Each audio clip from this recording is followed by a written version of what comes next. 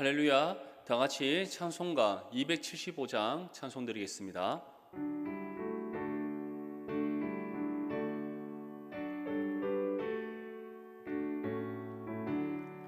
날마다 주와 멀어져 그 크신 사랑 버리고 방탕한 길로 가다가 어머니 기도 못 잊어 나 집에 돌아갑니다.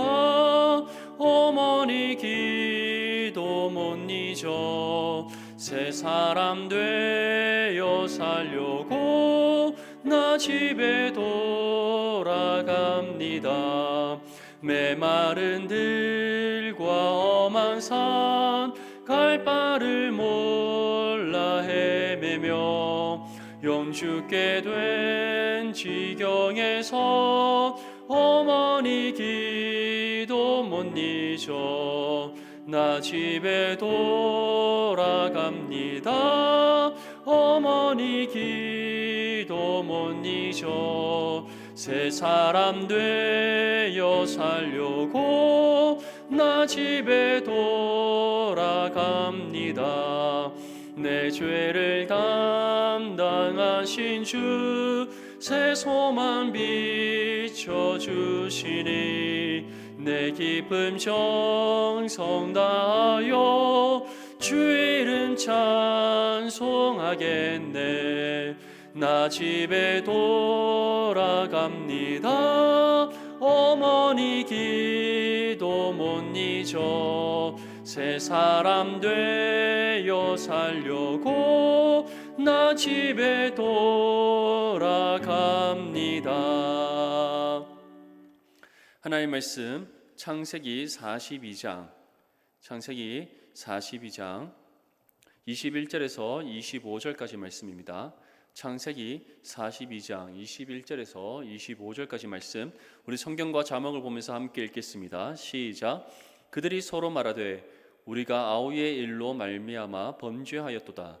그가 우리에게 애걸할 때에 그 마음의 괴로움을 보고도 듣지 아니하였으므로 이 괴로움이 우리에게 임하도다. 르우벤이 그들에게 대답하여 이르되 내가 너희에게 그 아이에 대하여 죄를 짓지 말라고 하지 아니하였더냐. 그래도 너희가 듣지 아니하였느니라.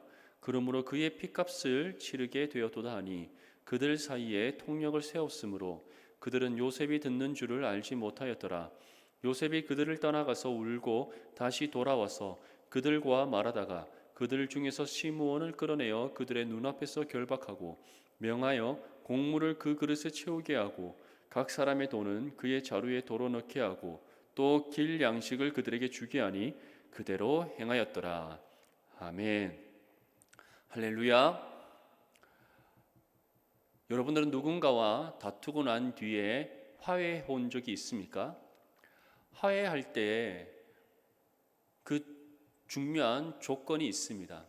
단순히 우리가 용서를 구하고 서로의 잘못을 인정한다고 해서 화해되는 것이 아닙니다.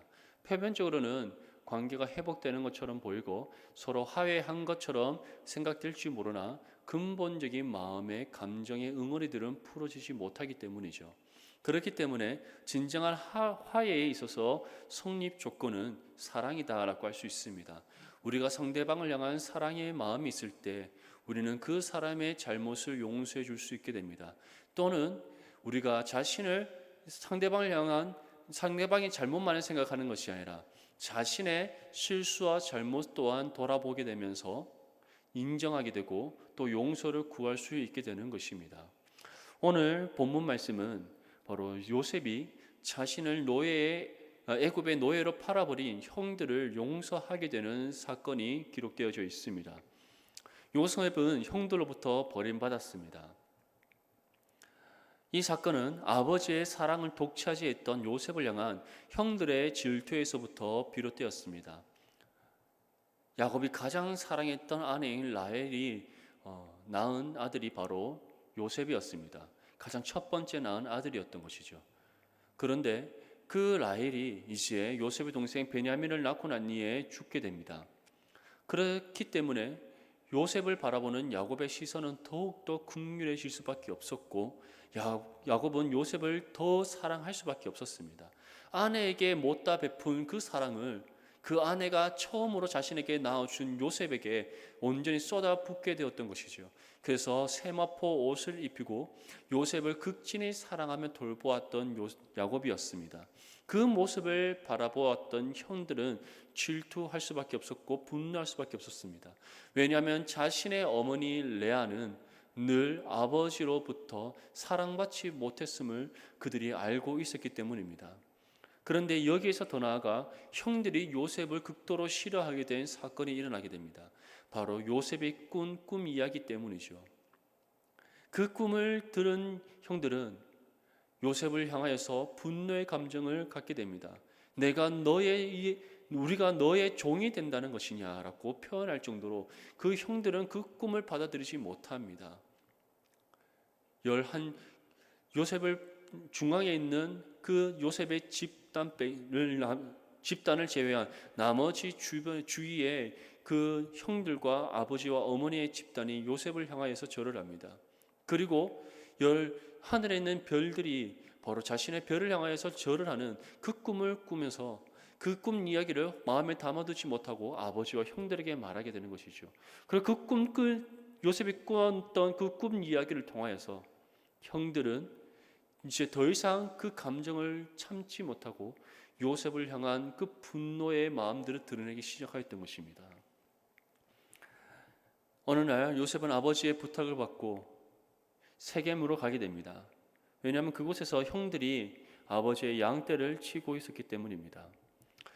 자신들을 찾아온 요셉을 보자 형들은 요셉을 잡아 죽이고자 계획을 하게 됩니다. 어떻게 보면 이것이 순간적으로 일어난 계획이 아니라 이전부터 그들이 요셉을 향해서 갖고 있었던 감정이 드러나게 된 하나의 사건이라 할 수 있습니다.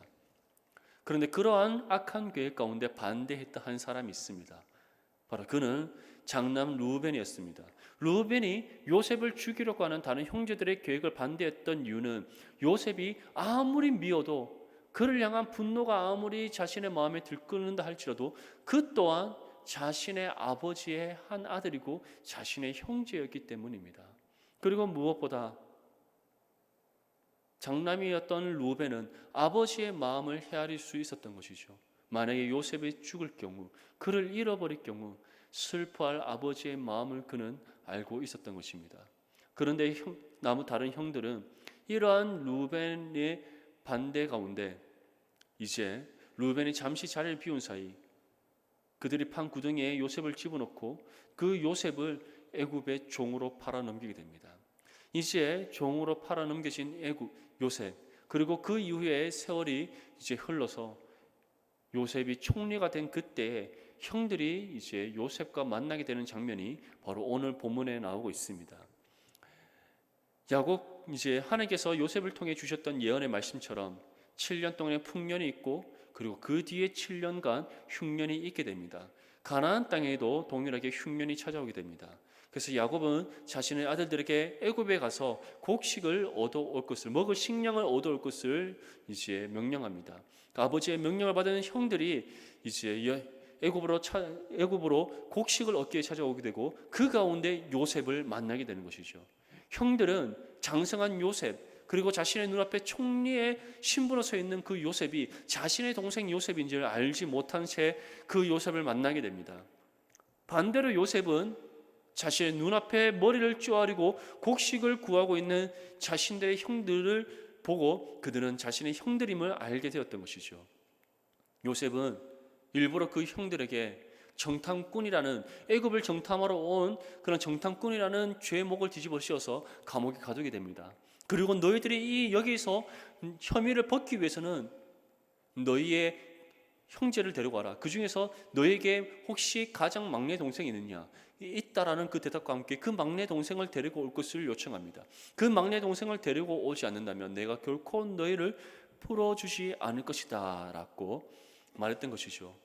이제 4일이 지나서 요셉은 형들을 다시 부릅니다. 그리고 다시 그들에게 막내 동생을 자신에게 데려올 것을 명령합니다. 요셉이 왜 계속해서 막내 동생을 데려오라고 그들에게 요구하고 있습니까? 바로 자신의 어머니 라헬의 몸에서 태어난 하나밖에 없는 자신의 친혈육이기 때문이죠. 그리고 그 누구보다 그 베냐민의 생사가 요셉에게는 중요했기 때문입니다. 혹시나 자신처럼 버림받지는 않았을까? 혹시 자신처럼 형들로부터 배척받지는 않았을까? 걱정과 염려가 그에게 밀려왔었기 때문입니다. 이러한 가운데 르우벤이 함께 있는 그 동생들 향해 다음과 같이 말합니다. 본문 22절 말씀에 르우벤이 그들에게 대답하여 이르되 내가 너희에게 그 아이에 대하여 죄를 짓지 말라고 하지 아니하였더냐. 그래도 너희가 듣지 아니하였느니라. 그러므로 그의 핏값을 치르게 되었도다 하니. 르우벤은 과거에 요셉을 애굽의 종으로 팔아버렸던 그 사건을 기억합니다. 우리가 지금 겪고 있는 이 모든 어려움의 상황이 너희가 내 말을 듣지 않고 우리의 동생 요셉을 애굽의 종으로 팔아버렸기 때문이다라고 고백하고 있는 것이죠. 이 형들의 고백을 들은 요셉,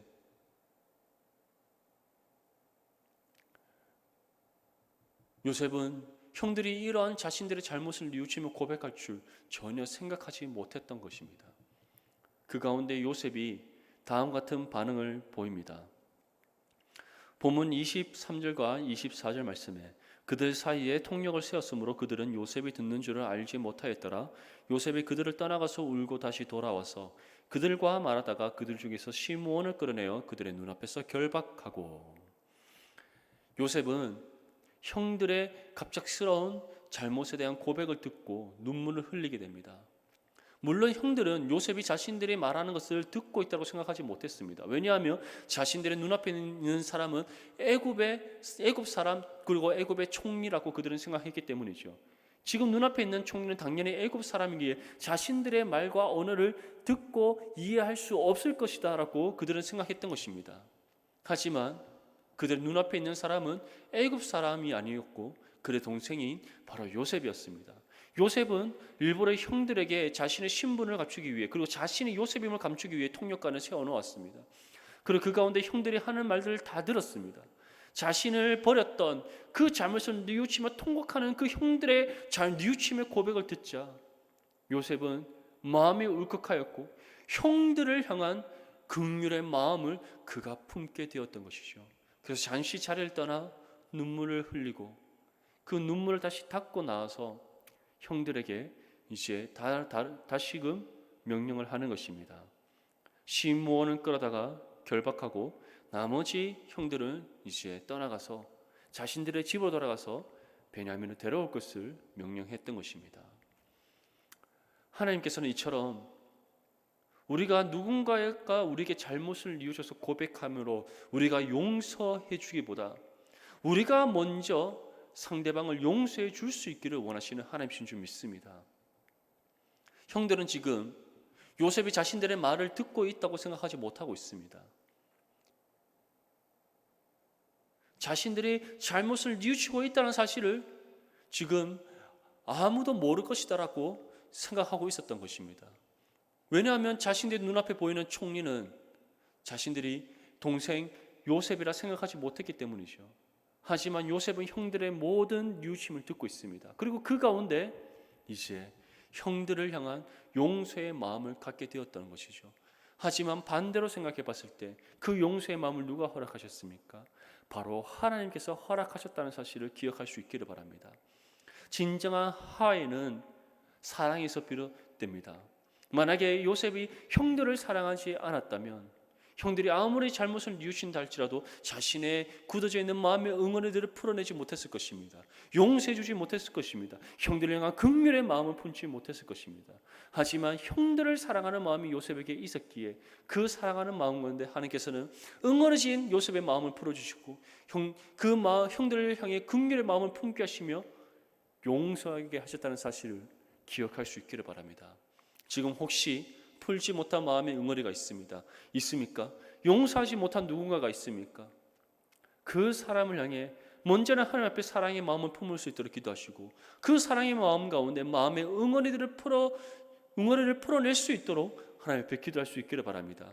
그리고 그 사람을 긍휼히 여기며 하나님의 그 은혜와 사랑 가운데 용서할 수 있도록 하나님 앞에 간절히 기도할 수 있기를 바랍니다. 그래서 상대방이 어떻게 생각하든지 그것과 상관없이 우리가 먼저 상대방을 용서하고 긍휼히 여기며 그리스도의 사랑을 나타내고 증거하는 믿음의 삶을 살아갈 수 있기를 주님의 이름으로 축복합니다. 이 시간 함께 기도할 때 말씀을 생각하시면서 기도하시고 교회와 대구와 나라와 민족을 위해 이 시간 주님의 이름 세워 외치며 함께 기도하겠습니다. 주여 주여 주여. 이 시간 교회를 위해 기도합니다. 하나님 아버지, 모든 예배와 모임이 정상화되게 하시고 힘써 모이는 교회가 되게 하여 주시옵소서. 성도들의 가정과 기업과 직장 위에 하늘 물질로 채워주시고 하반기에는 더욱 기도 응답과 감사가 넘치게 하여 주시옵소서. 다음 세대가 불꽃같이 일어나며 부흥하게 하시는 은혜를 베풀어 주시옵소서. 대구와 나라와 민족을 위해 기도합니다. 코로나19의 전국적인 확산을 막아주시고 속히 종식되게 하여 주시옵소서. 나라의 모든 분야가 정상화되고 국민들이 어려움을 잘 이겨내게 하여 주시옵소서. 포괄적 차별금지법이 국회를 통과되지 않게 해 주시옵시고 한반도에 다시는 전쟁이 일어나지 않게 해 주시옵소서. 자유의 평화 통일되게 하시는 은혜를 베풀어 주시옵소서. 한국교회 예배가 다시 회복되고 힘써 모이게 하시며 정말 온 마음과 뜻과 힘을 다해 하나님 앞에 전심을 다해 예배하며 나가는 이 땅에 세워진 모든 그리스도의 몸된 교회가 되게 하여 주시옵소서.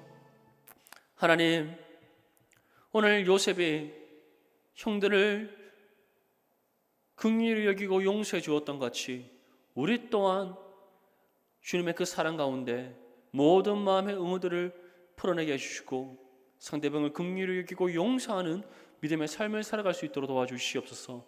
그래서 그리스도의 사랑을 증거하고 나타내며 주님께서 명하신 내 이웃을 내 몸같이 사랑하라는 그 계명을 온전히 지키는 믿음의 삶 살아가게 하여 주시옵소서.